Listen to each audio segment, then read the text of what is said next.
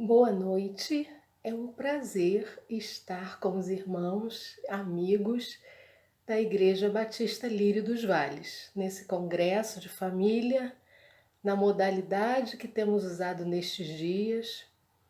Por conta da pandemia que temos vivido, a igreja tem se reinventado, como nós nas pequenas coisas temos procurado nos reinventar. E essa é uma capacidade que o ser humano tem de ser flexível diante das situações. O rio, ele só chega ao seu destino porque ele contorna os obstáculos. Portanto, nós temos essa capacidade e que bom que nós estamos podendo, neste tempo, reinventar o nosso trabalho, o nosso ministério, e até mesmo as nossas relações, a maneira de nos relacionarmos com as pessoas. É um tempo de distanciamento social e a proposta que nós temos nessa noite de compartilharmos a mediação de conflitos diante desse distanciamento social que a família enfrenta. O conflito é uma ocorrência desde o início da existência da humanidade. Onde existem seres humanos, vai haver conflito. As pessoas, elas se relacionam muito mais pela sua diferença do que pela sua similaridade com o outro. Nós nos relacionamos com o outro porque há um sentimento de complementariedade. E quando nós nos estabelecemos como seres humanos e nos relacionamos com outros seres humanos, nós, na verdade, desejamos aquilo que o outro tem a nos oferecer. E que, na maioria das vezes, é algo diferente daquilo que nós já temos. Portanto, há uma troca. Essa troca é de crescimento, ela é valiosíssima, ela faz parte das nossas interações todo o tempo e em todas as esferas, mas ela também faz com que vivamos alguns problemas, algumas dificuldades, alguns obstáculos. Quando pensamos em conflito, nós precisamos pensar numa mudança de cultura, sair da cultura do conflito para a cultura da comunicação, porque todo e qualquer conflito ele é resolvido a partir do momento em que as pessoas envolvidas nesse evento elas estejam realmente disponíveis e dispostas para isso. E o primeiro grande desafio é dizer que nós, seres humanos, não vamos nos relacionar com um outro eu. Nos nossos relacionamentos e nas nossas interações sociais, nós nos relacionamos com o não eu. Eu e o outro, eu e o não eu. E essa é a beleza. É dessa maneira que nós crescemos, porque somos diferentes. Um homem é diferente de uma mulher, anatomicamente falando, emocionalmente falando. As pessoas, elas se escolhem porque elas se complementam. E há uma grande beleza nisso. Portanto, quando pensamos em conflito, nós temos que pensar em crescimento. Estamos abertos para vivermos o crescimento. Como psicóloga clínica e terapeuta de casais e famílias, eu trabalho fazendo a mediação de conflitos entre membros de uma família. Uma família é um sistema. Como todo sistema, ele é dinâmico, ele não para. E as pessoas, elas todo tempo estão intercambiando, né? Elas estão trocando sentimentos, elas estão trocando emoções, elas se constituem muito a partir do relacionamento com o outro. Eu me estabeleço enquanto pessoa, primeiramente, por conta da minha família. O primeiro relacionamento que eu vivo dentro do sistema familiar. E então, quando uma família ela é inaugurada, ou seja, o sistema familiar começa a funcionar a partir do momento em que o subsistema casal gera filhos. E aí nascem dois subsistemas simultaneamente. o subsistema pais, que nós chamamos de subsistema parental, e também o subsistema filial ou fraterno. Então, o casal, todo tempo, precisa estar saindo de um subsistema, que é o subsistema casal, para dar atenção no outro, que é o parental. E então precisa estar fazendo essa flexibilidade diante de todas as demandas. Existe a hora de ser casal, existe a hora de ser pai e mãe. E os filhos também começam a compreender isso, que o lugar deles é um lugar de filhos e eles não podem, por exemplo, estar invadindo o subsistema casal. A gente costuma dizer filhos precisam entender porta do quarto, cama do casal, porque ali fica muito claro, geograficamente falando dentro da casa, que aquele lugar faz parte apenas do subsistema casal. E quando então esses sistemas começam a trabalhar de uma forma sinergética, ou seja, trocando suas energias ali dentro do sistema familiar, muitas coisas boas acontecem, mas muitas dificuldades e obstáculos também. E aí podemos dizer que se constitui um conflito e ele precisa ser resolvido, porque todos os conflitos são resolvidos. Às vezes há necessidade de uma terceira pessoa, um terapeuta, um conselheiro, um líder religioso, alguém que seja chamado, às vezes até mesmo da família, para intervir, porque é alguém de fora que consegue perceber.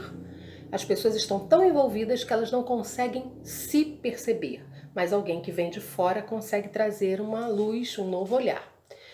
E então a mediação, ela às vezes ela é necessária contando com terceiros. E eu gostaria de, no primeiro momento, a gente falar um pouco sobre essa questão do conflito na família e depois nós vamos pensar mais especificamente no tema que é encarar hoje a questão do distanciamento social e como que a família está resolvendo os seus conflitos nestes dias. Muito bem. Existem 3 tipos de pessoas ou 3 estilos de reações diferentes diante do conflito. Existem as pessoas que são passivas, as que são agressivas e as que são assertivas. Aquelas que são passivas são as pessoas que deixam as coisas acontecerem. Elas não têm um posicionamento, muito provavelmente por conta de uma autoimagem muito debilitada, uma baixíssima autoestima. Elas não se veem em condições de enfrentar o problema, não fazem o enfrentamento, então preferem fugir. Ou elas fogem, então todo tempo nega, todo tempo vai empurrando esse conflito, essa demanda para algum lugar. Ou elas cedem. Todo tempo elas são passivas e elas aceitam toda e qualquer situação. Sabemos que muitas pessoas adoecem por conta disso. Existem as pessoas que ficam deprimidas porque elas dentro de casa não têm voz nem vez. E o ser humano, participando de um sistema familiar, ele precisa todo o tempo dar a sua contribuição. Ele é uma troca, ele recebe e ao mesmo tempo ele dá. As nossas famílias precisam ser famílias democráticas, onde as pessoas sentam em torno de uma mesa e elas podem discutir e elas podem então resolver as questões relacionadas ao funcionamento da casa. Eu costumo dizer que quando alguém ou algum membro da família tem uma conquista, consegue alguma coisa, tem uma vitória, essa conquista ela é, na verdade, creditada para toda a família. Não é apenas aquele jovem que concluiu o seu curso de graduação, ou aquele pai ou a mãe que conseguiu aquela promoção na empresa, ou comprou um novo carro, mas aquele projeto foi um projeto partilhado pela família. Todos de alguma forma participaram, todos tiveram que contribuir com um bônus, com um ônus, melhor dizendo, e tem então como resposta um bônus. A família é como uma caixa de ressonância. Tudo aquilo que fazemos dentro do sistema vai, na verdade, voltar para nós mesmos. Por isso, nós temos que ser os primeiros interessados em que vivamos em paz. Jesus, no Sermão do Monte, Mateus 5, em uma das bem-aventuranças, nos ensina: bem-aventurados pacificadores, porque eles serão chamados filhos de Deus. O apóstolo Paulo também, quando escreve a carta aos Romanos, ele diz: naquilo que depender de você, tende paz com todos os homens. Nós precisamos então viver uma cultura de paz dentro da nossa casa. A começar dentro de casa, nós precisamos viver em paz. Muito do que temos visto hoje nas redes sociais, as pessoas se distratando, agindo com muita belicosidade, aspereza, sendo mal educados, indelicados, isso é fruto daquilo que a gente vive dentro da nossa casa. As pessoas que não vivem, não têm um comportamento gentil e não são educadas com as pessoas na rua, no trânsito, numa fila de banco, dentro de um supermercado, elas estão refletindo o que receberam dentro de casa. Então as nossas relações com os de dentro precisam ser relações de paz. Não podemos ensinar aos nossos filhos que eles precisam serem respeitosos e obedecerem às leis lá fora, quando dentro de casa, nas mínimas coisas, nas nossas atitudes nós fazemos diferente. Os filhos estão aprendendo e onde eles fazem as primeiras experiências, eles têm as primeiras experiências de aprendizagem é dentro de casa, é no núcleo familiar. Então, o passivo, ele trouxe isso de casa, ele aprendeu isso. Olha para a sua família de origem e veja como que os conflitos eram resolvidos lá, na sua casa. E talvez você chegue à conclusão por que seu cônjuge é assim, por que você mesmo age assim. Por outro lado, num outro extremo, nós temos aquelas pessoas que são agressivas. Tem um comportamento rude, tem um comportamento grosseiro e elas são impacientes, elas são ignorantes, elas agem de uma forma brutal até, às vezes violenta, e diante de uma situação de conflito elas não têm recurso emocional dentro delas para resolver a situação, então tudo é resolvido no grito, ou tudo é resolvido na força física. Nesse tempo, nós sabemos que muitas pessoas estão vivendo violência, toda sorte de violência física, violência emocional, psicológica, violência sexual dentro das suas casas. Porque os conflitos estão acontecendo, nós estamos vivendo num confinamento há 60 dias, mais ou menos. E ninguém estava preparado para isso. Algo aconteceu de uma hora para outra. Então não houve tempo de digerirmos essa situação. Por conta disso, aquelas pessoas que não têm nenhuma habilidade emocional, elas apelam para a força física ou para o poder que elas exercem, né? Bate na mesa e diz: aqui quem manda sou eu. E o mais forte, né, o que grita mais, ele intimida. Então, às vezes, a resposta para o conflito vem com a agressividade, que é o extremo dessa passividade. E a proposta, quando a gente faz uma mediação dentro de um relacionamento, especialmente no relacionamento familiar, é para que as pessoas aprendam a viver na assertividade, para que elas possam compreender que elas precisam falar, mas elas precisam ouvir, elas têm que desenvolver um espírito crítico, elas precisam olhar primeiro sempre para elas, nós somos a referência quando precisamos expressar alguma atitude e se essa atitude for alguma coisa que vai beneficiar o outro, nós precisamos olhar primeiro para nós mesmos, e isso é até um pouco de empatia que eu vou falar mais tarde, que nós precisamos desenvolver. É querer que o outro faça por mim aquilo que eu gostaria que fizesse. Então, eu preciso fazer pelo outro aquilo que ele gostaria que eu fizesse. Se colocar no lugar do outro é fundamental. E então o distanciamento social tem revelado, talvez aí na sua casa, para você filho, para você pai, mãe, adulto, o tipo de pessoa que você é quando você tem que enfrentar alguma situação assim que gera muita ansiedade, como um distanciamento social. E aí é hora de nós refletirmos que esse cenário que hoje nós estamos vendo, e aí começamos a falar sobre os tempos de hoje, esse distanciamento social, ele trouxe muitos desafios para nós. Primeiro, nós não estávamos acostumados a vivermos assim. A nossa liberdade foi cerceada. Nós estamos, e algumas pessoas falam, né, presas dentro de casa, mas há quem diga que quando estamos com quem amamos, não estamos presos, estamos livres. E aí é hora também de avaliarmos quais são os relacionamentos, em que níveis estão os relacionamentos familiares. Porque se eu não tenho um bom relacionamento, um bom convívio familiar, realmente esse distanciamento da rua vai ser caótico, difícil, intolerável e vai revelar para a gente o pior de nós mesmos. E nós não vamos sabendo lidar com isso, nós vamos comprometer o nosso relacionamento, a harmonia dentro da nossa casa.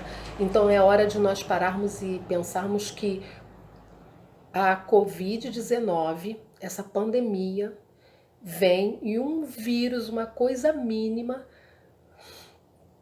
em grandes proporções, mudando a economia, mudando os nossos relacionamentos, mudando a nossa maneira de trabalhar, mudando a nossa maneira de nos relacionarmos com as pessoas e até mesmo de sermos igreja também.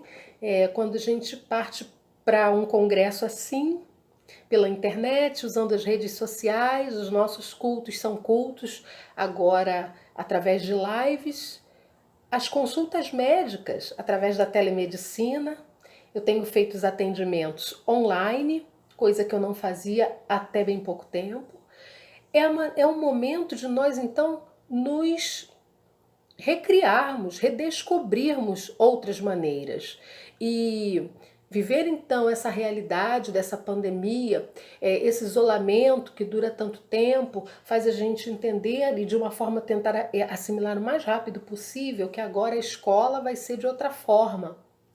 E muitos pais estão aí sofrendo e reclamando, mas também os professores, porque não foram preparados para isso.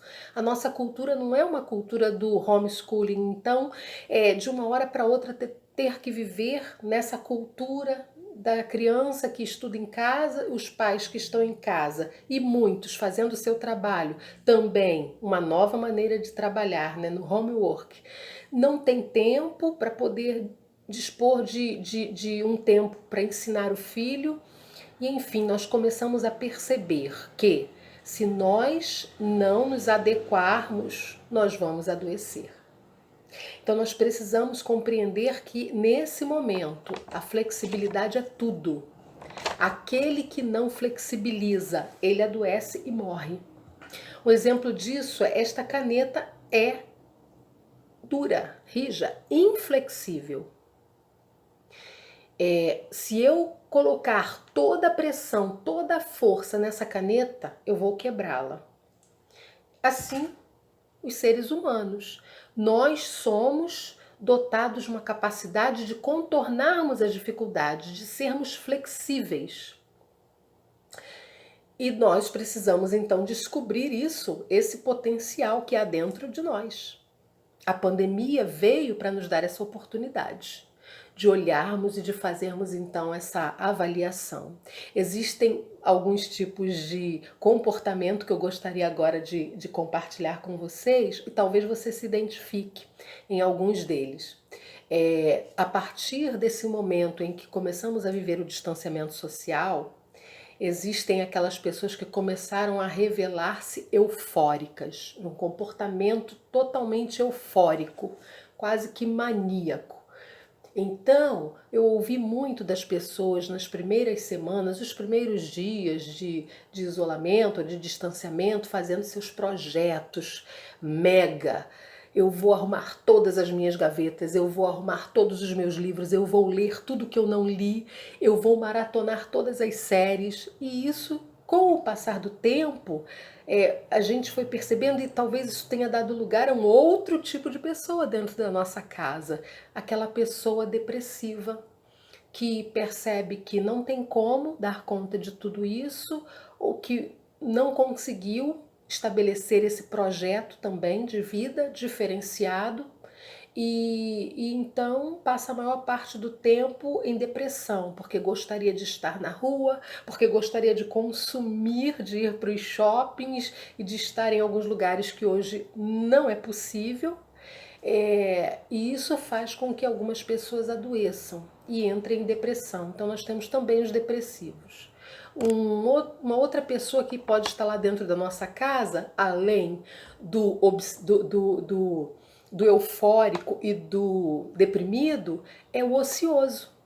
Aquele que achou até que no início seria maravilhoso. Eu vou dormir, aquilo tudo que eu não dormi até agora, eu vou colocar em dia o meu sono.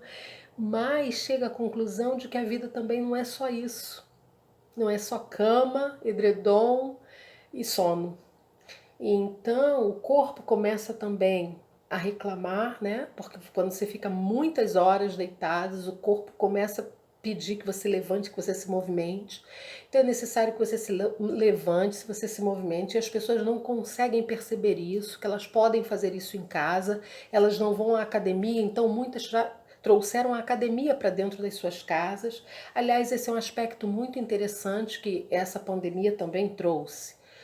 O nosso trabalho invadiu a nossa casa, a nossa escola invadiu a nossa casa, a academia, o lazer, tudo invadiu a nossa casa. Nós abrimos as portas para todas essas atividades, já que estávamos impedidos de ir até elas. E esse é um fato também bastante interessante. O quanto nós deixamos de viver essa privacidade, porque agora tudo está aqui dentro da nossa casa. Eu hoje não estou, como em outros anos, no Congresso, lá ou aí em Lírio dos Vales, né? Mas a igreja e todas as pessoas que vão ter a oportunidade de fazer a visualização estão aqui, na minha sala, visitando a minha casa. Então lidar com isso também. E então os ociosos é um outro grupo muito preocupante, porque precisa encontrar um projeto. Enquanto existem aqueles que estão lá no outro extremo, querendo fazer num frenesi, existem os que não fazem nada. Mas também nós temos aqueles que são mal-humorados, aqueles que estão reclamando de tudo, reclamam da compra, reclamam da máscara, reclamam da limpeza, acham que há excesso, reclamam de tudo. E em casa estão reclamando, né, das mínimas coisas. A criança que, por exemplo, ela não tem condições de suportar um confinamento como nós adultos. Então muitas crianças que estão sendo privadas de ir para a rua ou mesmo para o play, nos apartamentos, e aí em casa elas têm que queimar a sua energia, gastar a sua energia, e obviamente vão começar a fazer algumas coisas e nós precisamos ter paciência. Então existem aqueles que estão muito irritados, eles estão mal-humorados, porque talvez estejam preocupados com o trabalho, é óbvio, preocupados com a situação econômica, mas nesse momento nós precisamos ter o mínimo de saúde para refletirmos, pararmos, pensarmos que vai passar. Tudo passa. O dia bom passa. O dia mal também. Tudo vai passar. E um outro perfil muito interessante, né? Eu só elenquei esses 4, porque são assim os que me vêm à mente rapidamente, é o obsessivo. Então, o obsessivo é aquele que faz a limpeza, as mulheres especialmente, não param de limpar, não param de lavar a louça, não param de fazer comida, não param de olhar receitas e de testar receitas, não param. Refugiaram-se no fazer dentro de casa. Então estão buscando o que fazer dentro de casa. E chega um momento, em tudo, é necessário equilíbrio, em que a gente pare, porque todas essas questões que eu acabei de colocar, ou todos esses perfis, imagine todos eles dentro de uma mesma casa. Nós precisamos ter um olhar mais empático, nós precisamos ser mais flexíveis, nós precisamos mais fazer esse autoexame, olharmos para nós mesmos e respirarmos fundo e darmos a nossa contribuição. Nós não podemos agir sem um raciocínio. Deus nos dota de tanta capacidade, de tanta criatividade, nós temos uma cognição, então nós precisamos refletir, precisamos raciocinar. A palavra de Deus, eu gostaria de compartilhar, fala com muita sabedoria, porque num livro de sabedoria, em Eclesiastes, no capítulo 3, Salomão, o autor, diz assim: tempo para tudo. Tudo tem o seu tempo determinado, e há tempo para todo propósito debaixo do céu. Há tempo de nascer e tempo de morrer. Tempo de plantar e tempo de arrancar o que se plantou. Tempo de matar e tempo de curar. Tempo de derrubar e tempo de construir. Tempo de chorar e tempo de rir.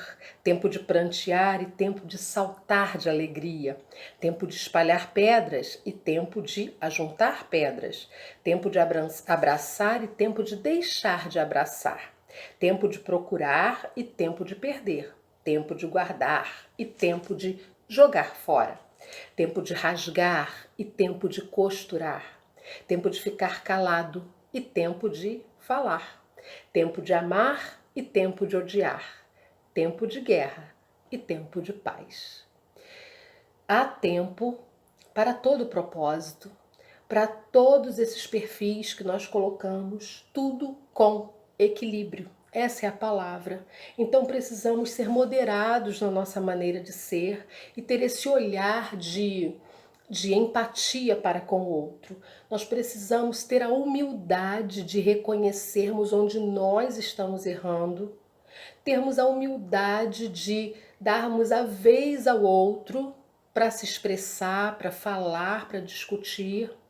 Temos que ter a humildade, reconhecer onde nós estamos errando e aprendermos com os nossos erros. É impossível que não aprendamos lições diante desse distanciamento e dessa situação caótica, triste e dramática que temos vivido. Todos nós temos algo a aprender, já temos aprendido e precisamos então caminhar crescendo nessa aprendizagem. Muitas outras coisas nós temos a aprender no nosso relacionamento com a nossa família especialmente. E para concluir sobre essa questão da oportunidade que temos de crescer, há no conflito uma oportunidade de olharmos também para as situações que são desalentadoras, frustrantes, que nos desapontam tanto. É aquilo que não vem, né, e se transforma numa frustração, nós aprendermos a tolerar essa falta. Nós somos seres incompletos, mas nós buscamos essa completude e o pior, nós buscamos isso no outro. Nós queremos que o outro nos dê isso. O cônjuge espera que o outro dê isso. O filho espera do pai, o pai idealiza o filho e espera que o filho corresponda. E nós temos que tratar da nossa frustração, porque tudo isso nós idealizamos. Idealizamos como vai ser a nossa família, como vai ser a nossa casa, idealizamos até os projetos de como vamos viver nesse tempo de pandemia. Só que entre o ideal e o real há um buraco, há uma lacuna.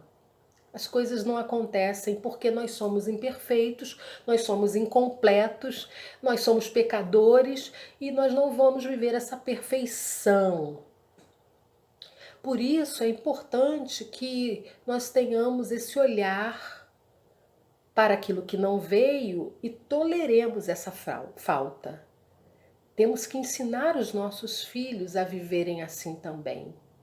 Eles estão sendo cerceados de uma série de coisas. Nós reclamamos tanto, mas já pararam para pensar como nossos filhos, como as crianças têm sofrido? E muitas vezes elas são tão amáveis, tão compreensivas. Elas estão até nos ensinando que temos que lavar as mãos, usar álcool gel, colocar máscara. Elas não reclamam. Nós precisamos tolerar as nossas frustrações e precisamos ensinar nossos filhos também a fazer isso. A vida nos dá, mas não nos dá da maneira que queríamos. As coisas vêm, mas não vêm da forma, porque nós sempre vamos idealizar, mas não vamos tê-las, de fato. E aí então, ainda em Eclesiastes, nós temos uma lição valiosíssima para esse tempo, que é a lição da cooperação. Sistema familiar é um sistema colaborativo. Não pode ser um sistema que nos adoece, não pode ser um sistema em que os seus membros competem. Mas quando queremos ter famílias saudáveis, as famílias que funcionam, elas são cooperadoras, elas cooperam entre si. E Salomão diz assim no capítulo 4, a partir do versículo 9: melhor é serem dois do que um, porque maior é o pagamento pelo seu trabalho. Porque se caírem, um levanta o companheiro, mas ai do que estiver só, pois caindo não haverá quem o levante. Também, se dois dormirem juntos, eles se aquecerão. Mas se for um sozinho, como se aquecerá? Se alguém quiser dominar um deles, os dois poderão resistir. O cordão de 3 dobras não se rompe com facilidade. Existem pessoas adoecendo e que estão rompendo. O nível de rompimento maior psíquico é uma esquizofrenia, uma psicose. Então, existem pessoas que entram em surto e elas revelam então um transtorno mental severo porque elas rompem. Que possamos entender que o sistema familiar ele existe para nós cooperarmos, para nós nos ajudarmos. Cada um de nós precisa ajudar o outro. Conta aquela lenda que Deus levou o homem ao céu e ao inferno. Primeiro levou ao inferno e mostrou ali todas as pessoas famintas em torno de uma sopa tão bonita, tão cheirosa, um caldeirão cheio de sopa, as pessoas com umas colheres enormes. Depois Deus levou aquele homem para o céu.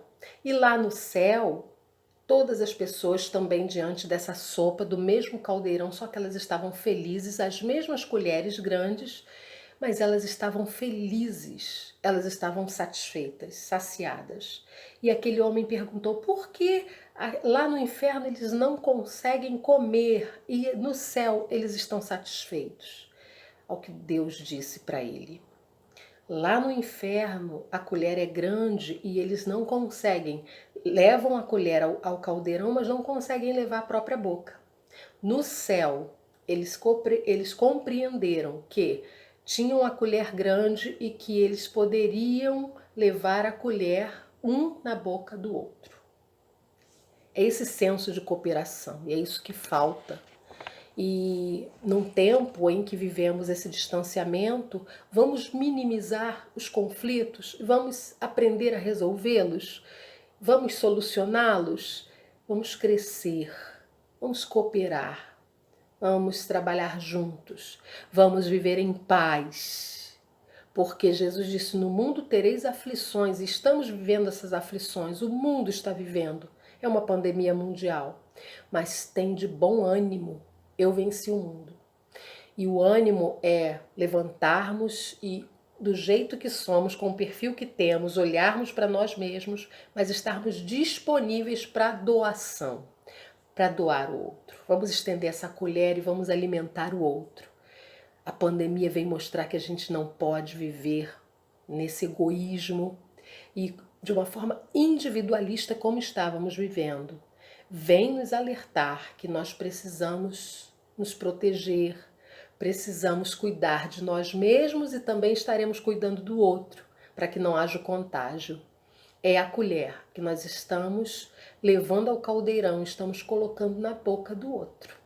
Que Deus possa nos abençoar e que possamos vencer esse tempo, compreendendo que o Senhor sempre tem o melhor para nós e quer nos ensinar a conviver em família, com harmonia, com amor, com cooperação, vivendo aquilo que o Senhor tem estabelecido para nós vivermos neste tempo, mas experimentando esse crescimento em família, o melhor lugar que poderíamos estar aqui na Terra. Que Deus te abençoe.